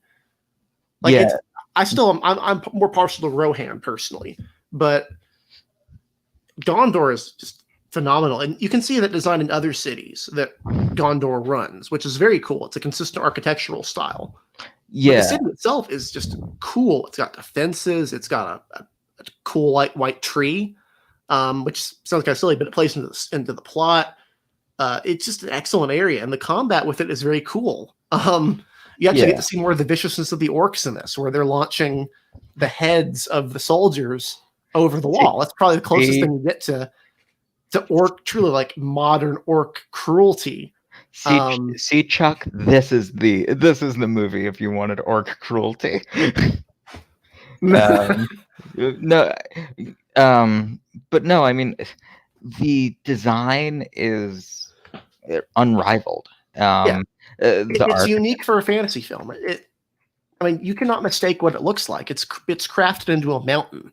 It truly feels like a unique location, somewhere you Yeah, could go to. yeah, and I don't want to rip on The Hobbit, but I really do feel like it's worth comparing the final battle in Hobbit Battle of the Five Armies Mhm. and the final battle here. Yeah, It's just the go ahead. spatially, um, there's a lot to like about the Five Armies final battle, but it's unrivaled. The siege of Gondor at first, and the battle in the field. There's just so much that's excellent. You have the siege dynamic that actually works. It's not a city on the ground. It's a city that's surrounded by walls, also built into a literal mountain. And Yeah.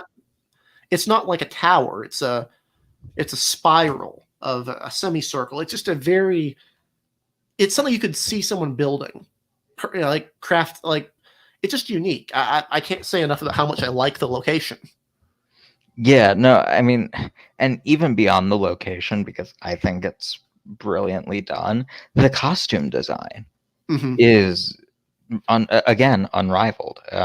The design of the orcs, Yep. mostly practical effects, Yep. mostly Not actual CGI. costumes. Like The Hobbit was all CGI. Yeah, and not that all CGI is bad. I quite like the effects in The Hobbit, but there is Hmm. something to be said for how they did it here. It just About it looks real. It looks lived about in. it in person. It looks in person. It looks lived in. Gondor looks lived in. It looks like there Mhm. are actual people there because there This are. the city that's I can't remember the one that's there's like a city that's close by on a river, like that's the border city they're trying to protect. It's Hmm. also pretty cool. Same design. You see it a little bit in the Two Towers when it was actually a legitimate thing. There are a lot of times with cities and movies, you can kind of see people maybe living in them, but this feels Yeah. like a city. This feels and not just like a modern city, like a uniquely Lord of the Rings city. Yeah, you're right that usually you can feel like, oh yeah, I could see people live there. But in a lot of movies, I go back to the Star Wars prequels. Yeah, Mhm. do you really believe anybody lives on any of those worlds? I Those could worlds, maybe see Naboo, maybe. Coruscant a little bit, but like Geonosis, where do people live there? Yeah, The one with the sinkhole planet, Utapau. yeah. It Uh, doesn't feel lived in. no, and there's a charm to that, but there's also something to be said for actual sets, Yeah, real where sets. real sets. There's something to be said for that. Yeah. And there's also something to be said for practical architecture. Uh, Even Mandalorian feels a little more lived in because of the stagecraft Oh technology. yeah, like that city in the desert. The I already forgot the name of it, but it's a cool location. You can see people living there. It feels like a desert outpost. Yeah, Um, yeah. You can't feel that in The Hobbit, and you can feel that here. Now there is one exception in The Hobbit that I do really like is Lake Town. I I think agree. I love Lake Town. I love the way they showed Lake Town in that, and that's where that Hobbit design shows up. But Yeah, the actual city of the dwarves, I can't see people living there. Like no, no. I mean, no. It's ridiculous. that's the thing is Even the it's Shire unique. doesn't feel lived in. Yeah, it's the uniqueness of these that works. And I think Lake Town is the closest the Hobbit does. And I honestly, we could if we did the Hobbit, I could rave about just how much I think Lake Town is just a phenomenal location. It's one of my favorites in the series, to be honest. Yeah, the only one of the Hobbits that I can even rave about is Desolation of Smog. Yeah, but it's again, it's this movie just works perfectly, and part of it is obviously it's the perfect storm, right? They had a great crew, but they also rejected dumb ideas. Um, if you've watched the special features, you might not have realized, or if you hadn't, you might not have realized they originally planned for Aragorn to fight like a version of Sauron before until they realized that was stupid. Yes. So Okay. the giant orc fight that they replaced it with, it the reaction seems kind of weird in the film. That's because he's supposed to be fighting Sauron instead of just this gigantic troll thing. Yeah, that's actually something that I think is worth talking about. Sauron. Yeah, I don't like him as a villain. interesting. He has no. He's all presence. Sauron Well, is he's. I all mean, he's not. atmosphere. Well, he's not in a corporeal form. He needs the Right. ring to regain corporeal form. But I never. It was the line by Sam that actually sealed it for me. Gollum is the mastermind. Smeagol is the mastermind behind all of this. Mhm. Sauron just sort of felt like, what's the best example? Okay, Thor: The Dark World.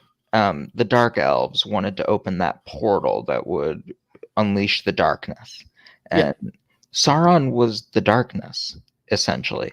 Didn't really have a personality. Was sort of this ethereal threat that you know about because of history, but you never feel. If it's that a threat they're trying to avert returning, right, and it shows up in the Hobbit. Well, so if you've seen the Hobbit, I think he actually has a kind of a little bit more personality in the Hobbit film. If you watch the kind of they have that intensity there of the fight with Gandalf. You get to see what he can do when yeah, you're. you really do. And again, in the Hobbit trilogy, one of the best decisions they made was Smaug. Yep, Smaug is a villain with personality. yep.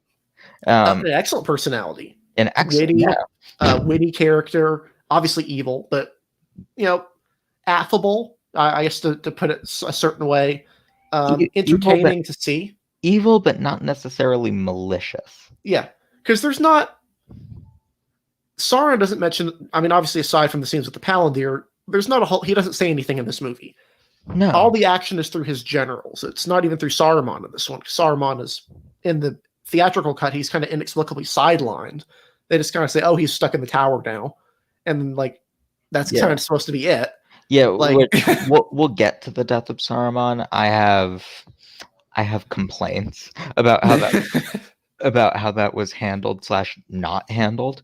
Um, but on Sauron, yeah, it was all done through his generals. Mhm. And a good villain, an interesting villain, isn't always a delegator who also doesn't have a personality. Yeah, um, yeah. eh, And if you know where it comes from, you know his personality, but he's just kind of a presence.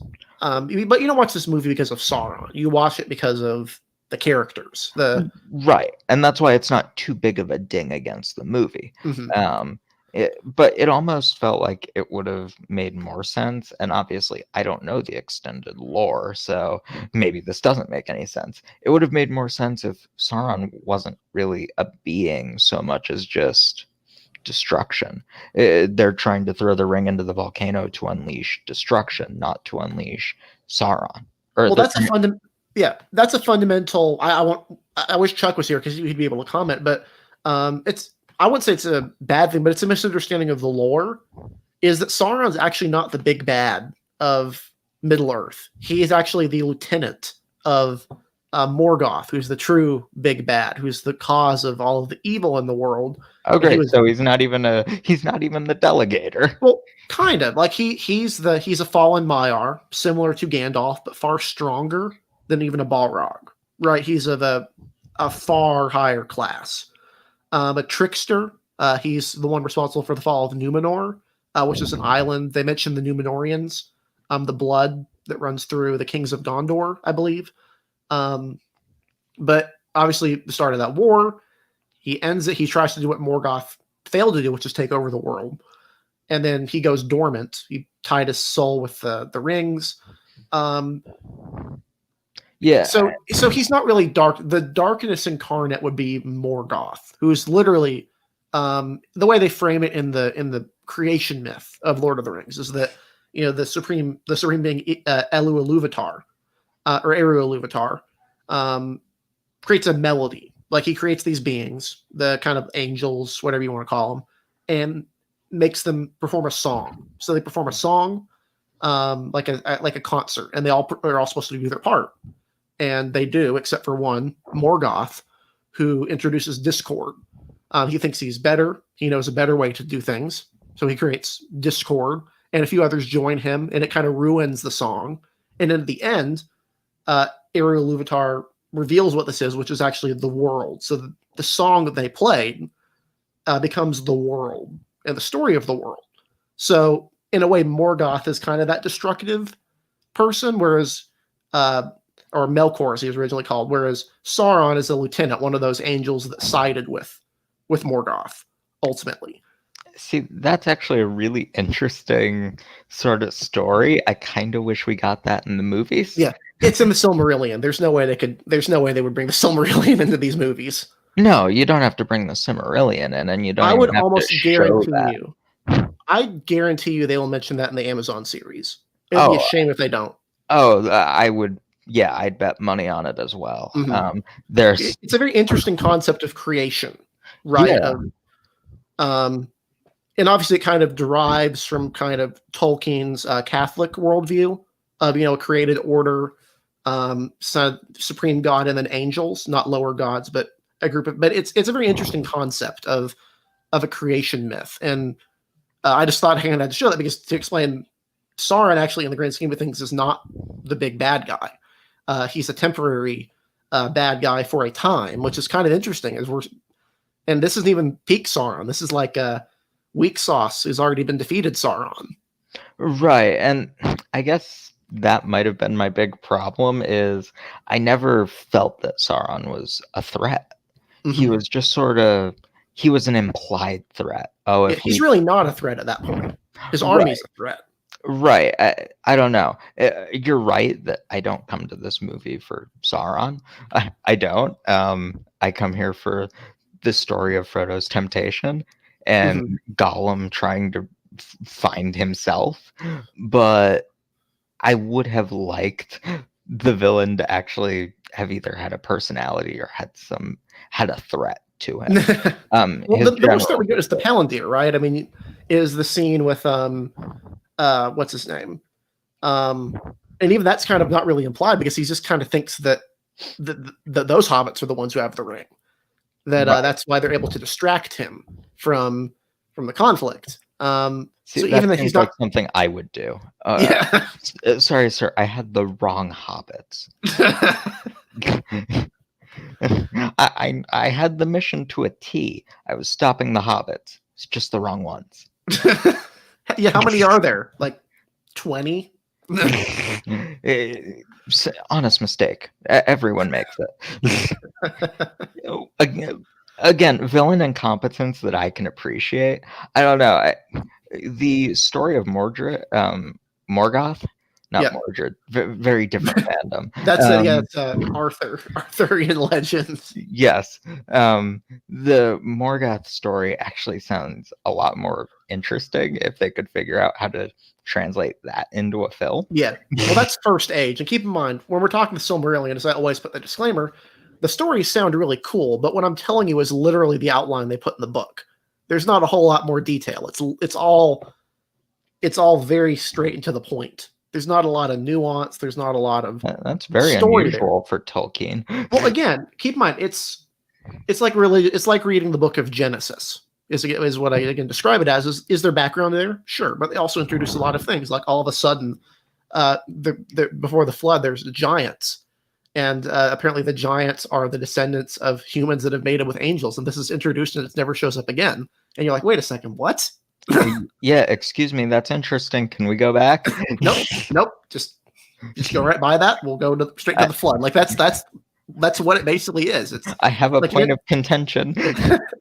like, and as someone who reads scripture, that's kind of an unusual choice, but it's very much the approach Tolkien takes as he introduces these ideas, he introduces these languages, but he never actually finished any of them. The Elvish they use in the movies is like an adapted version. You can't actually really speak it that well. They had to make changes to it. He introduced a lot of things and never really finished what he was working on. Right, and they probably will never adapt Silmarillion because the way I understand it, it's a bunch of anthology stories, Yeah, kind of yeah, strung together. yeah. I think it was even published after his death. Like it really was not. It wasn't. It's not adaptable in the same sense. It's not a single story like The Hobbit. Really is. Right. So moving off of Sauron, let's move to the other big contention that I have, and I don't understand the theatrical cut on this one. how do you take out the death of Saruman? How do you do It's that?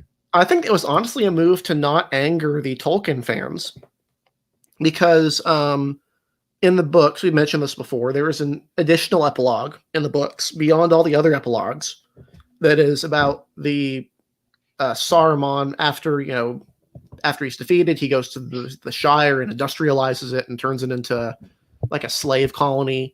Tolkien really did not like the Industrial Revolution. That's kind of an underlying theme if you can't tell from these movies. He's not a fan of machines or of he's an unusual figure in that sense. And so Saruman introduces that evil to the Shire. Then the hobbits go back and they defeat him, or they don't defeat him. They uncover the plot. They uncover the plot, and then, like in the movie, Wormtongue is killed by Saruman, and then Saruman is killed himself. So they just transposed that ending, cut out all the stuff with the Shire, and just killed him on the tower. Yeah, look, do I love the way they ended his story, even in the extended cut? Not particularly. The Shire thing actually sounds really interesting. It'd be another 30 minutes. Like it's. Oh, sure. No. Well, okay. If you're doing an extended cut, go for broke. An extended cut. Yeah. 5.5 hour version. Yeah. If we're doing a 5-hour extended cut, fuck it. You might as well. Yeah. Sorry, I forgot I. Oops. What was that point? That was at 1:36. Oops. Moving on. No, I just the death of Saruman, even in this cut, and I think you should have put it in. I think it was a worthwhile addition. It wraps up another plot thread. It still feels tacked on. Yeah, because it is. Yeah, it's literally tacking on an ending to a character that they couldn't adapt the ending of. Yeah, and if you were gonna push Saruman to the outskirts, basically push him to the sidelines, then you should have adapted his story in Two Towers to fit better. Because not having him in the final cut and saying, "Oh, he's trapped in the tower," is really unsatisfying to what is a really good character. Yeah.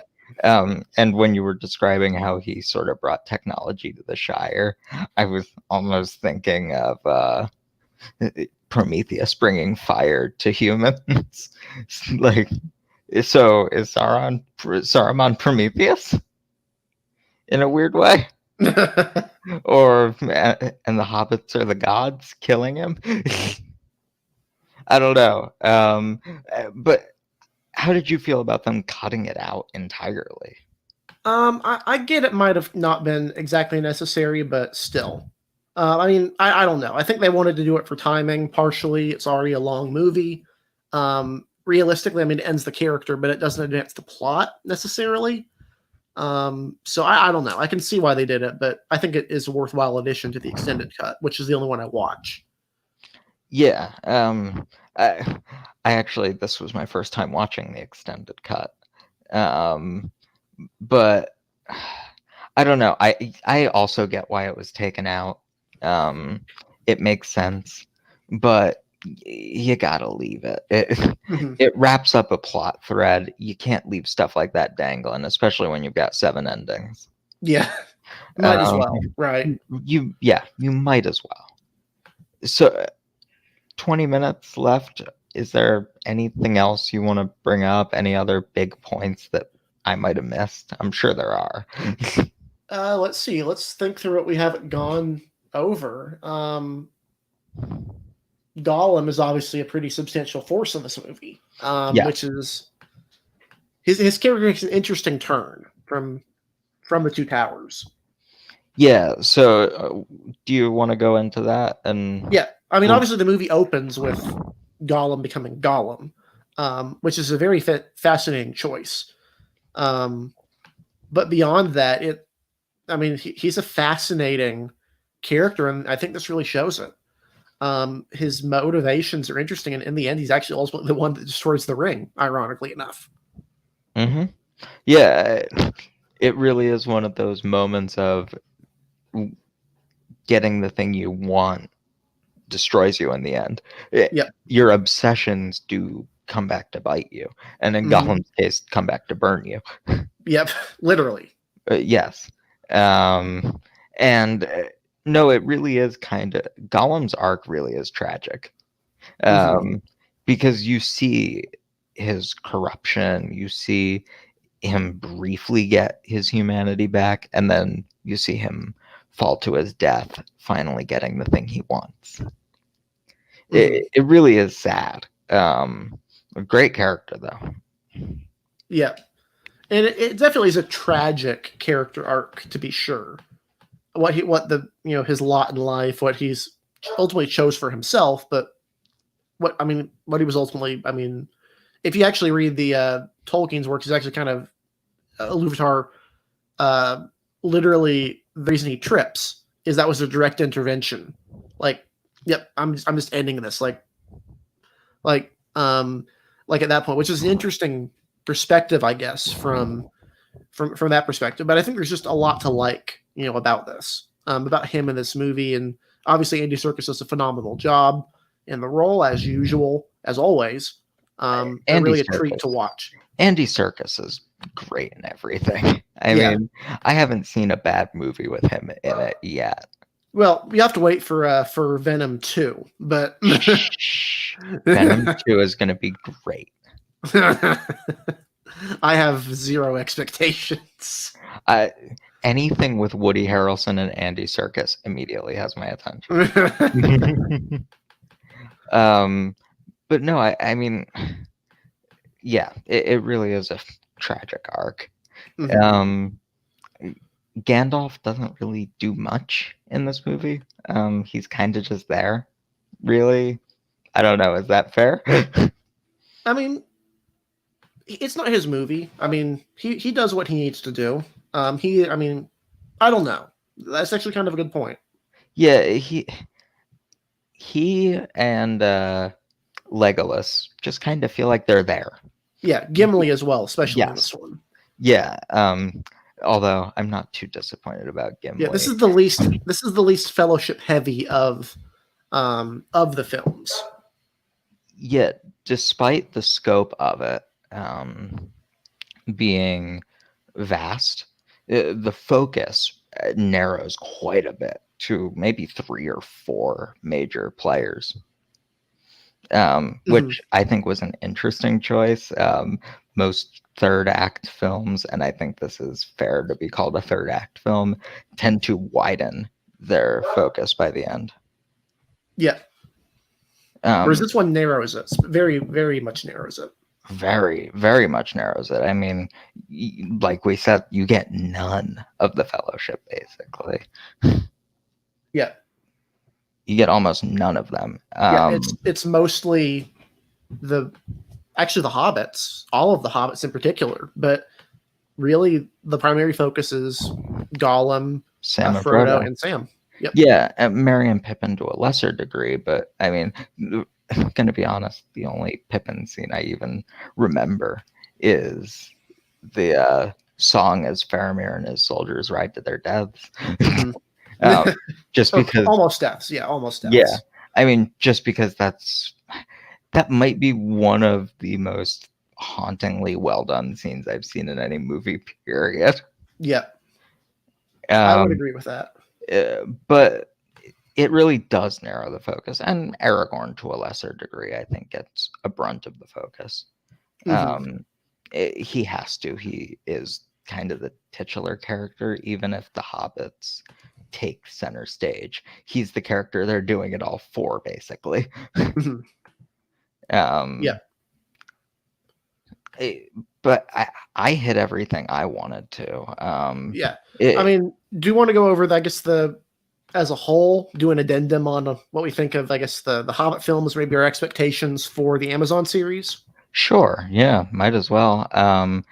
Just as a final note on all 3 of these, they're fantastic. They tell Yeah. one of the greatest stories ever, and this one is the best part of the 3.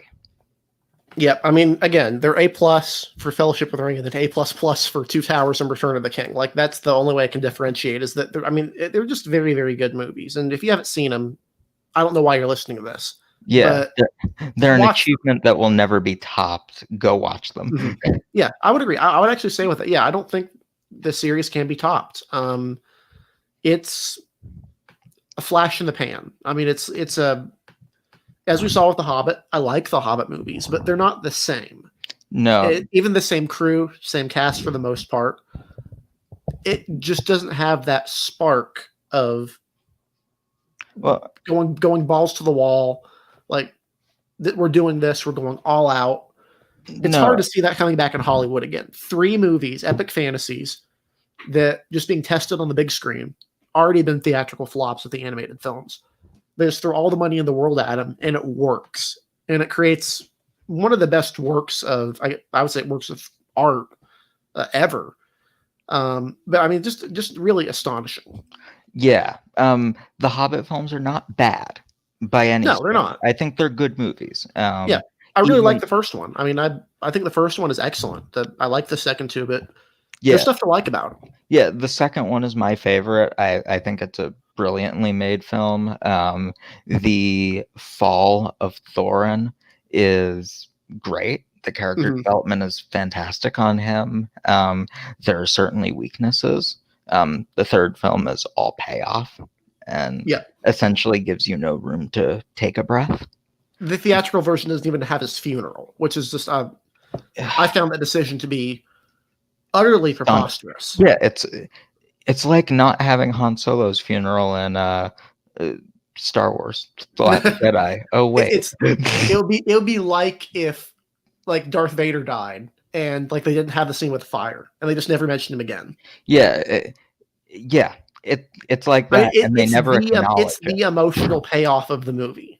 And This is yeah, one of the main characters, the main character.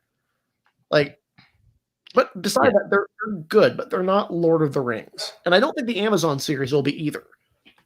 No, I'm very excited for the Amazon series. I Mhm. really am. Yeah.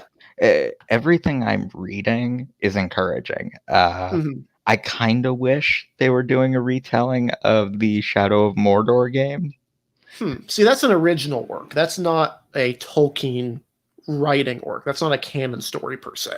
No, but I mean, canon is fluid. Canon is Sure. being adapted all the time. Yeah. Now, I do want to know, are their cast members returning? Because I can't see anyone else being Elrond other than Hugo Weaving. I can't see anyone else in some of these roles that have been there for a long time. I believe I read an article saying that they were open to returning. Interesting. I mean, obviously Viggo Mortensen won't come back because this would be a much younger Aragorn. I mean, obviously we're talking different time periods here. Aragorn is actually has Numenorian blood, so he lives far longer. I think the extended versions mention that why he's been around so long and looks fairly young. He's been around and looks fairly young, so that they can have a 40-year-old actor in the role. But it's in the works. But like, I am excited for them. I'm more excited than say the Netflix Narnia series, which I think is There's a say Netflix Narnia series? they're apparently going to work on it. I think, That yeah, seems dubious. yeah, and But like you it's know, but you know what? HBO did a His Dark Materials series, and it's yeah. fantastic. I think the thing is you have to commit and you have to be ready to do an entire series. And just a quick side on the Narnia thing. I wish someone would actually cover the entire story, not just do 3 books and then just be like, we're done. It's not making money anymore. Like, just imagine if like they did Lord of the Rings, they just did like the first 1.5 movies, and we're like, nope, that's it. That's all of them. Yeah, I mean, that would have been dubious. I Yeah, do think you could have maybe condensed the Hobbit trilogy down to 2 films. possibly. I don't. Unexpected Journey was a little long, and Five Armies was very poorly paced, I think. Oddly enough, the longer extended version, even though it's longer, has better pacing because you can actually understand how the battle is going. Oh, I Um, mean, I'm sure it has better spatial focus, because yeah, that battle was all over the place. yeah, literally. All over the place. And I mean, there was some really good stuff in the Hobbit trilogy. Mhm. Smog, we've mentioned him a couple times. Great. Fantastic villain, adversary. Yes, fantastic. Thorin, great. The fall of Saruman, great. Yep, excellent. There's a lot of stuff to like, but it was poorly plotted out. And I think you could tell Peter Jackson was just kind of done. I mean, the special features. Well, he didn't sign on for he didn't sign on for 3 movies. He signed on for 2. Yeah. And then they're in the middle of production. They're like, actually, we're doing a 3rd movie now. Yeah. And he's like, but I paced it out right. Why are we doing this? We don't have to do this. Yep. But it's what they decided to do. So, as for the Amazon show, I am still really excited for it. It's an unexplored part of history that I think could be really interesting to see. Yeah, for sure. The talent they have in front of and behind the camera also is exciting. The Bill Skarsgård, I believe, was cast in the lead role. I could be wrong about that. But I believe they were cast in the lead role, and that's always good. And Anton Fuqua is gonna direct it, I believe, unless I'm again butchering that. I could be. The show isn't out yet, so I actually don't. Gotcha. Yeah. No, J.A. Bayona. I'm sorry. Oh, gotcha. Yeah. Not Anton Fuqua. J.A. Bayona did A Monster Calls, which is great. Oh, gotcha. But I mean, yeah, I'm excited for the Amazon show. You? Yeah, I would say so as well. I think it could be very, very good show. Yeah, and Amazon is not shying away from the budget. They're supposedly putting $1 billion into each season. Yeah, which is what you need. I mean, to be honest. I mean, I don't know. That's still an absurd amount of money. The original series didn't need that. Yeah. But I mean, do you have anything else you want to bring up before we wrap it up? No, I think we've kind of hit the big points we were wanting to go on about the series. It's genuinely excellent, one of a kind. I don't think we'll get anything like it. Yeah, no, we won't. Even if we get something equally fantastic, it won't be this. It won't be this type of phenomena. Yeah. I mean, this was literally everyone and their mom has watched and liked this almost. Yes. And if they haven't, they will.